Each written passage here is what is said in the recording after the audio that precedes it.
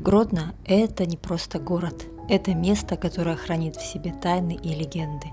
Старый центр Гродно с его узкими улочками и близко расположенными домами, его архитектура настолько необычная и не похожа на другие города Беларуси, что, гуляя по старому центру, у вас возникает дежавю, что вы в Европе. Необычные дворики, уютные кафе, маленькие магазины, художественные галереи привлекают внимание посетителей и местных жителей. Сегодня мы продолжим путешествие по городу Гродно и прогуляемся по небольшой тихой улочке Урицкого. Я покажу вам старые подвалы, виды из окон на старый город и расскажу немного истории улицы. Присоединяйтесь!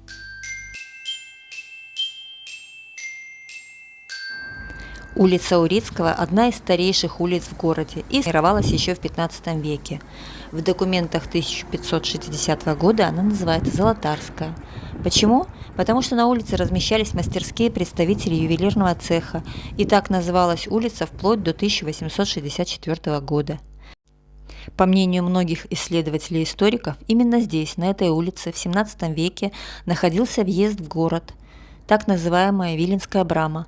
Располагалась, возможно, где-то здесь, в районе дома номер 13. Здесь была городская стена, и под улицей в земле есть фрагменты оборонительных сооружений и старого водопровода.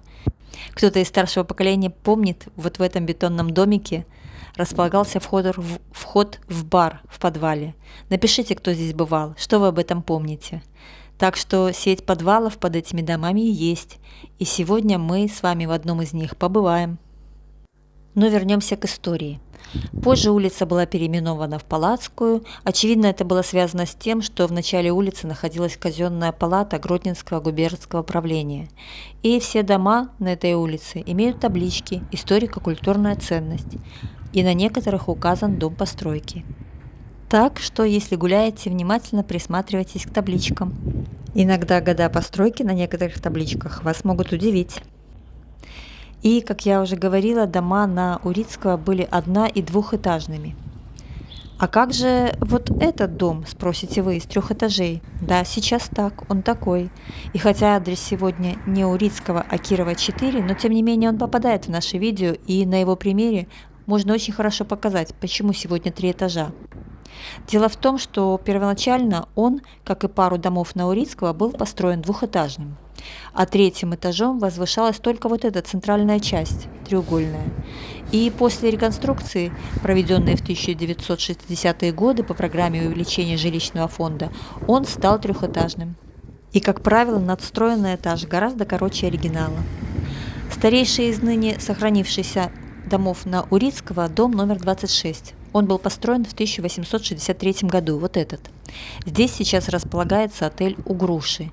Но сегодня речь пойдет не о нем, а о неприметном вроде бы с виду доме номер 19, также 3-этажном.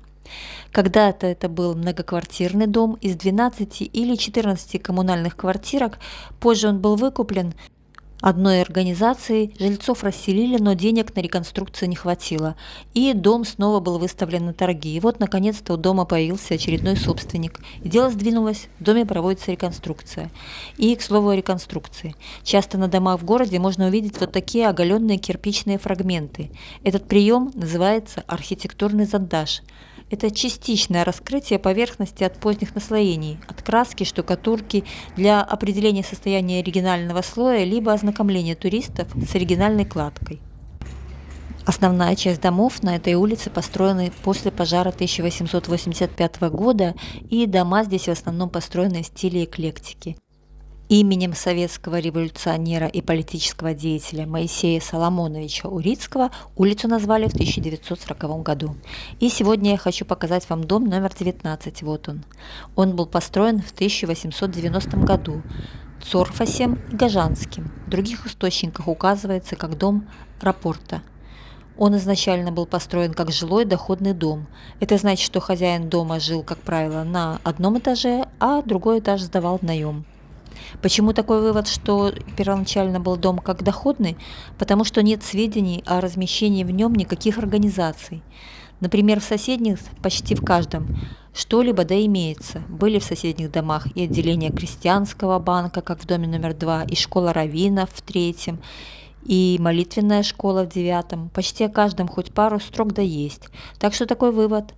На электронные торги трехэтажный дом был выставлен в 2022 году, и площадь его чуть больше 600 метров. Прогуливаясь по центру Гродно, иногда приходят мысли, что под вашими ногами лежит целый пласт истории, скрытый от глаз. Как многие уже догадались, конечно, речь пойдет про подвалы, которые под этим домом великолепно сохранились. Городские подвалы вполне могут стать самостоятельными туристическими объектами. Прогуливаясь по улицам центра, многие не догадываются, что под ними подземный город. Правда, состоит он из подвалов. Этот подвальный этаж под домом достаточно высокий, от пола до потолка тут около 3 метров. И, по словам хозяина дома, изначально пол был также из кирпича, вот как здесь, таким рисунком елочкой. Вот здесь можно увидеть только фрагмент. Потому как, когда на него наступаешь, он просто крошился. Все-таки дому 130 лет. Сама кладка неплохо сохранилась, и сохранились также огромные камни в части основания стен. И где-то 3 или 4, в 3 или 4 местах видны арочные проемы. Для чего они были сделаны и почему замурованы, неизвестно. Теоретически можно нанять специалистов-проектировщиков из госстройэкспертизы, наверное, если правильно помню название, и они могут сделать экспертное заключение. У них есть соответствующее оборудование, чтобы сканировать, есть ли за этими арками пустоты или нет.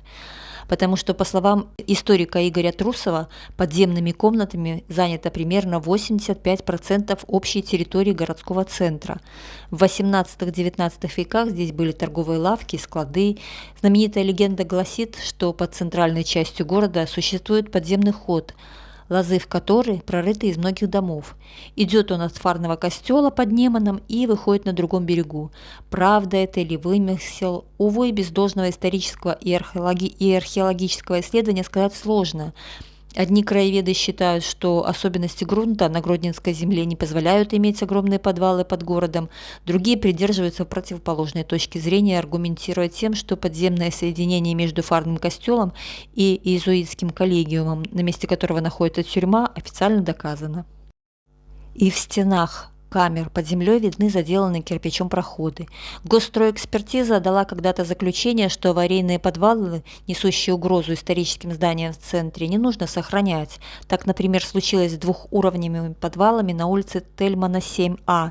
При реконструкции рядом расположенных административных зданий в один из таких подвалов провалился строительный кран, и глубокие подвалы несли угрозу обрушения самому дому в процессе его эксплуатации и были засыпаны. И вот здесь очень хорошо видно, что есть замурованный проход, ведущий вниз.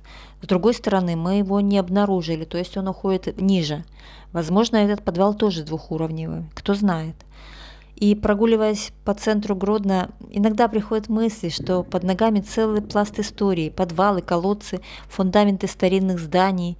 В некоторых сегодня расположены кафе, магазины, особенно их много в подвальчиках по улице Советской. А рядом с торговым центром ОБЦ в доме номер 14 в подвале располагается даже аптека. Поэтому нет ничего удивительного, что все это есть. Просто хочется, чтобы это было доступно и открыто. Сегодня редко уже можно увидеть котлованы с арками подвала в центре, и тем ценнее увидеть то, что я могу показать вам сейчас, отлично сохранившиеся своды подвалов. И мне, как любопытному исследователю, любителю города, конечно, хотелось бы верить, что они куда-то ведут, и здесь есть какая-то тайна. А сейчас я покажу вам немного, что находится внутри дома. Это дверь в сам дом, и над ней, видите, есть окна, пролеты 2 и 3 этажа, и вот как они выглядят изнутри. Это я снимаю прямо с 3 этажа под крышей. И пока идет внутреннее благоустройство, уже виден немножко результат, который впечатляет. По словам хозяина дома, на 2 и 3 этажах после реконструкции будут жилые квартиры, а на 1 магазин одежды и небольшое уютное кафе. К ремонту здесь подход основательный, и радует то, что делают добротно и из хороших материалов: дубовые лестницы, декоративные панно. В общем, историко-культурная ценность в надежных руках. И виды из окна, конечно, отсюда завораживают, особенно учитывая, что дом возвышается над другими, так как он трехэтажный. Вот посмотрите, покажу вам немного видов.